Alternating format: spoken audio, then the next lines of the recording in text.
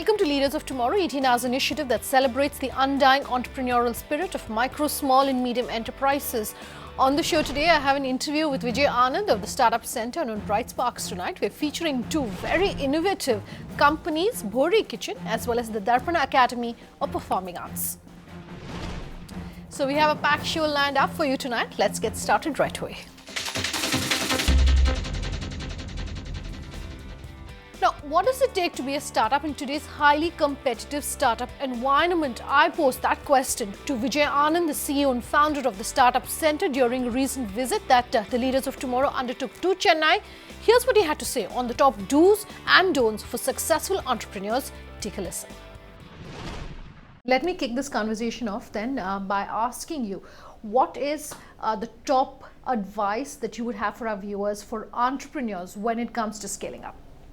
I think there are three things that you need to have in place, right? I think you need to be very clear about the problem that you're trying to solve. I see a lot of entrepreneurs, especially coming straight out of college, they understand that they want to basically be an entrepreneur and they want to start up, because right now there's a fair bit of hype around it, but they don't seem to be very clear about what they want to do. I think second thing you need to have is a very, very clear value proposition in terms of whom you're catering this to. And I think the third part is you need to have a great team in place. And I think those are the fundamentals. I think all the other things basically start falling in place very quickly. Please talk to us about Startup Center. So we've been doing this since 2011 now. So we're an organization which basically does two things. There's a fair bit of awareness building that is required when it comes to entrepreneurship in India.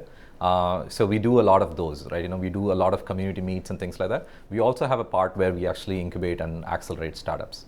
So what kind of companies do you look at incubating? And the reason I'm asking you this is, I'm sure you get a lot of proposals. What makes you decide to go with one company versus another? So we still see a lot of e-commerce related companies, which we are not really quite excited about anymore, because I think that opportunity is kind of passing away. We do require like companies that essentially use technology in terms of targeting a fairly large market. For countries like India, I think that's a great opportunity. I was reading a recent report which said that going forward, almost 50% of all financial transactions will be through, for example, the mobile wallet. Do you see enough entrepreneurs who understand the power of technology, who are using technology in their own businesses? And how do you see fintech as a product, as a proposition, as an idea really growing? It's good. So most of the time when I'm looking at companies in the fintech space, the thing that I'm looking at is that, hey, has the entrepreneur basically done a little bit of research on what is already existing there? And I think the second bit is that you have to understand that it's very, very regulatory driven, right?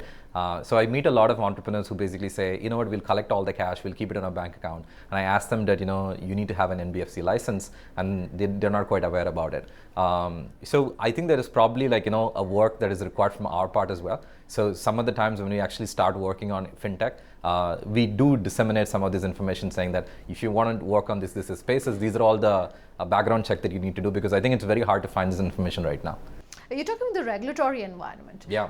As it exists right now, are you happy with it being a conducive environment for the startup community, for entrepreneurs? The government, of course, has, after a bit of time, come out with a definition for the startups. But do you think that it is an enabling environment? And if not, what else would you like to see for the entrepreneurial community? I think there is still some ways to go. I think compared to 10, 12 years ago, which is when I started working with entrepreneurs in this country, we have improved a lot. We've come a long way since then, right? But I think there is still a long way to go in terms of all the way from trying to register a company, trying to get a name that you want. I think the friction actually starts right then and there, right? Because we end up registering companies every month, I still keep getting companies coming back and saying, why do I need to put some random solutions and something like that in my name, which is not really required at all, right? So I think that the entrepreneur kind of starts feeling that there is a little bit of lethargy in the system.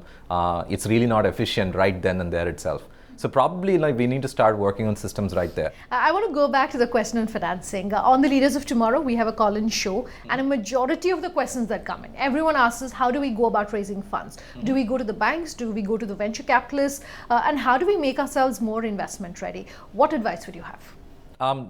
First thing you need to do is essentially clean up the company corporate structure, right? So a lot of entrepreneurs, especially if you've been running your company for a while, the structure ends up being a little bit entangled. I know entrepreneurs that we have whom we met, like, it's usually a single founder, and I ask him, so who's the other director? And he says, it's my mom, right? And you have to ask him, okay, so who's the other person that we're going to officially bring on board? Because it's going to become very difficult to go talk to a VC saying that, okay, there is a passive investor here or a promoter here in the company. So some of those early structures, you have to be really careful if you really want to get VC funding on board. A lot of VC funding also happens very, very quickly, right? We want to meet a company, we like the company, we want to write a check and move on. So it's also based on trust, right? So how much of yourself you actually tell the investor upfront matters a lot. You're a young entrepreneur. You started your first company when you were still in college. You were at IIT Madras. And the reason I'm bringing all of this up is I want to understand the role that education has when it comes to nurturing and enabling entrepreneurs. I think you need to find like-minded people around yourself. I think that's very important. So today there are in Tamil Nadu alone, there are 150 odd entrepreneurship cells in every college. So there are organizations like NEN, there are co-working spaces, there are organizations like startup leadership program, all sorts of things going on today, right? So I think today the average student in India is exposed to a lot more. It took me a long while to figure out that, oh, I'm this thing called an entrepreneur, right? So for me, it's like, okay, I'm interested in business. Okay, this is how supposed things work. It's important to understand how cash flow runs. It's important to understand how business models are built. I think that realization came much later when people started talking about it. But I think right now, the scary part is that I also see a lot of students who are very excited being an entrepreneur, and I ask them about, so what is the model, and they basically are very clueless about it. So I think you do need to go around and educate yourself, right? Because each one of those things that you don't know is going to cost you something, right? So be the best at it, right? Speaking of education, I know that mentors play a huge role when it comes to educating yourself, whether it's a financial mentor, whether it's someone who's hand-holding you, a private equity fund, a VC, someone who's helping you grow your business. How important is it? What advice would you have for our viewers in terms of finding a right fit mentor? How does one go about finding such a mentor? What if you don't have investment by VC or private equity and therefore don't have such a mentor? What do you do? Today, finding mentors, I think organizations like the ICII, for example, just find somebody whom you want to become like in another 5 years, right? In whatever aspect it might be.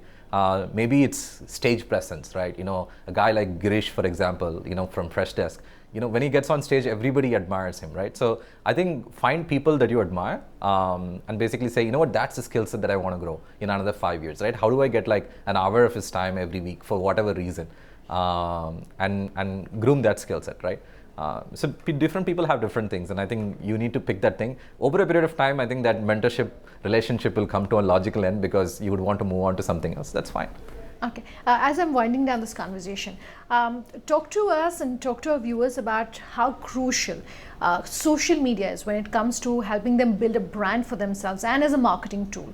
And what sort of tips or tricks, what is the hygiene that they should keep in mind? Do keep in mind that whatever you put on social media eventually comes up. So be careful about what you put out there. Apart from that, use the social media. Today, I actively get involved in Quora because it's a great way for me to answer all the questions that are coming in, right? And people are asking, what do I do this? What do I do that? Quora is great. I think, picking up on LinkedIn and just basically connecting to the right folks is great. But I think it's also a great way to basically put your viewpoint across. As an entrepreneur, you want to have a viewpoint. So start writing, right? The best advice that somebody told me was that, from the moment you wake up and for the first 1 hour, your brain is great for either consuming stuff or for creating stuff. And use it for creating stuff rather than basically getting on Twitter and figuring out what else gossip is going on in the world. And it changes your life completely. A last word in terms of what the next, say, 5 or 10 years is looking like for the Startup Center. Talk to us about. I know initially that you were doing, Chennai-based and a lot of Tamil Nadu-based work, but I understand you could possibly look at going pan-India. So just run us through what your plans are. So we have a center right now in Chennai. The plan is to basically set up a center in either in Pune or Mumbai and one in Bangalore eventually in the next 2 to 3 years. We're also seriously looking at Singapore because I think there's a lot more relationship that can actually get built from Singapore and India. And considering a lot of, from a business standpoint, while India's regulatory system and support framework basically evolves, Singapore is already there, right? Which means we can kind of leverage that over a period of time. So that's what we're thinking about. We're putting together a fund right now, which is what the process right now is. So we want to start actively investing in companies. And now that the lull period is starting to come in, I think the aggressive funding spree is coming to a little bit slowing down. It's a great time to build amazing companies, right? So we're going back to that. Let's take a quick break. On that note, on the other side, we're breaking format here on the Leaders of Tomorrow and featuring the Bohri Kitchen as well as Darpan Academy of Performing Arts. To stay tuned.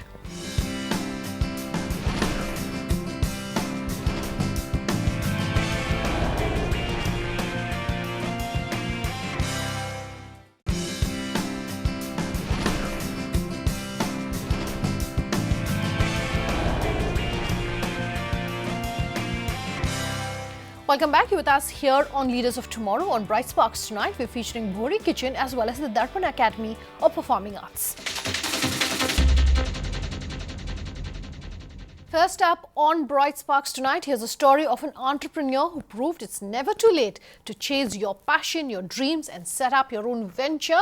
We get inside the Bohri Kitchen to find out the top secrets behind its success. Paulumi Mukhopadhyay got invited to a meal at the Kapadia residence right here in Mumbai. Join her on that culinary journey. Haan Ma. No, I didn't have breakfast. Actually, I'm saving some space for a special meal cooked by another mother. Every mother has the same question. Khana khaya kya? So now let me tell you a story about a mother turned entrepreneur who prepares and cooks authentic Bohri food for people who stay in Mumbai. Let's not spill all the beans here. Let's go there and check it out. Hi, welcome to TBK. She's the one I'm talking about, the mother behind the Bohri kitchen, Nafisa Kapadia. And now let's go and find out what's cooking in her kitchen today. Monu, सुन अभी पे गोश्त पे ऐसे एक साथ काट के डाल देना। हाँ मैं कर रही हूँ। अभी हो गया ना बराबर। बाद में थोड़ा कोथिंबीर भी डाल देना।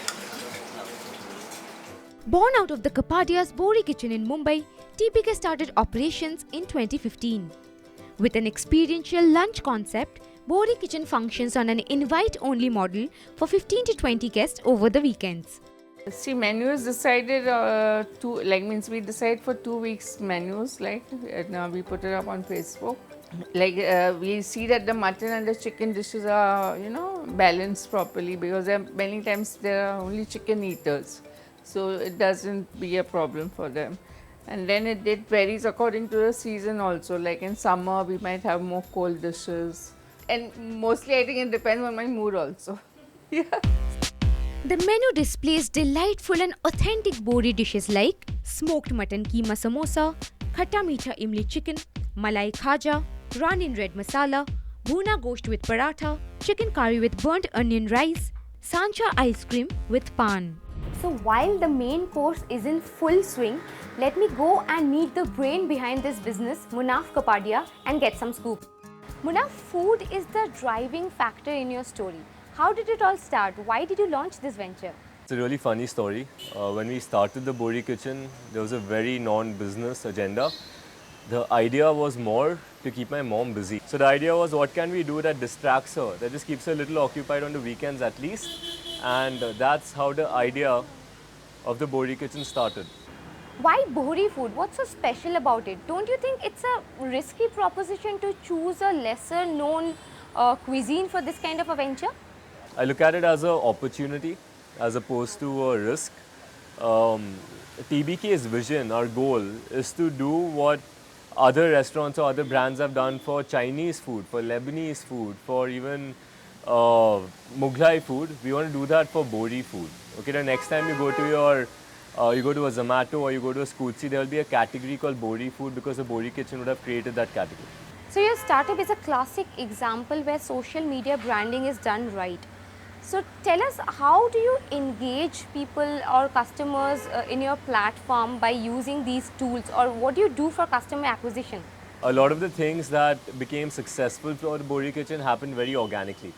I created a Facebook page not because I thought that we will market ourselves on Facebook, but simply because our customers wanted to talk about us on Facebook. Okay, so be it Facebook, be it Instagram, be it WhatsApp groups, be it broadcast lists on WhatsApps, be it email marketing. We use all of this as and when we see an opportunity to maximize ROI for the same. Right. So, what is the growth trajectory for a business that is completely based on home cooking experience? How do you scale such a business up? We scale the Bohri kitchen up by continuing to do what we do today, which is we are very honest to our customers and we are very honest to Bohri cuisine. The simple one constant vision behind TBK, we might pivot into multiple things, but the one thing that won't change is we will only introduce authentic Bohri food because we are going to create the category for the first time. Okay, my last question to you now. What is the success mantra behind TBK? The success mantra behind the Bohri kitchen is that we always took mom very seriously. That even though ultimately it's just food that she's been serving us for our entire lives at home, it's homemade, authentic, cooked food. It's food and their recipes that we believe can be the foundation of $1 million food startup. Munaf started promoting the Bohri Kitchen on Facebook and soon launched an exclusive website for the same. With delightful dishes on the online menu, the Bohri Kitchen launched home delivery services from its Worli kitchen within just a year of its inception. So it's been 2 months. We started with the home delivery for the Bohri kitchen with only one outlet in Worli. With that outlet, we are doing average 50 deliveries a day. So to reach the next level of 400 deliveries, we are planning to come up with 2 more outlets. That is, one is in Bandra and one is in Andheri West. Khajoor and dry fruit chutney, that's the brown chutney. Papad stuffed with bread. This is a chicken kari chawal. It's one of my TBK, it's not just another food story. Kari is made of kari masala. It's a story to motivate mothers who wants to add a little bit of spice in their daily dishes and turn it into $1 million venture. In one word, fantastic the 14th time, so that says it all. The most amazing meal. It was amazing. I think I still have some in my teeth and I'm going for it. Few performing institutes are better known perhaps for being as much ambassadors for the arts as much as for social change. So how really do the arts leverage themselves as a medium to drive innovation and behavior change? Pooja Jain was in Ahmedabad. She met with Malika Sarabhai of the Darpan Academy of Performing Arts to find out just that. Take a look at this very unique social platform. My mother and all the other faculty were using the arts to talk about social problems that faced them. And I always thought that that's what arts were for.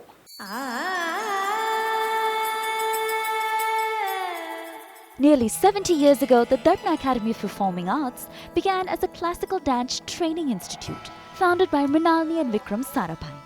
The academy has since been credited with giving many waning Indian art forms a new lease on life and leveraging the arts to fight the many social prejudices facing the country. We met with the founder's daughter and academy director Malika Sarabhai on site in her sanctuary-like academy to better understand Darpana's mission and milestones to date. Give us a brief snapshot of your journey and what's brought you here. My mother married into Gujarat. She was half Tamil, half Malayali, married into Ahmedabad, found that there was no understanding of classical dance here at all, and always joked that that was her dowry to Gujarat. And of course, if you look today, there are probably more young girls learning Bharatanatyam in Gujarat than in Tamil Nadu. And that is certainly one woman's pioneering effort.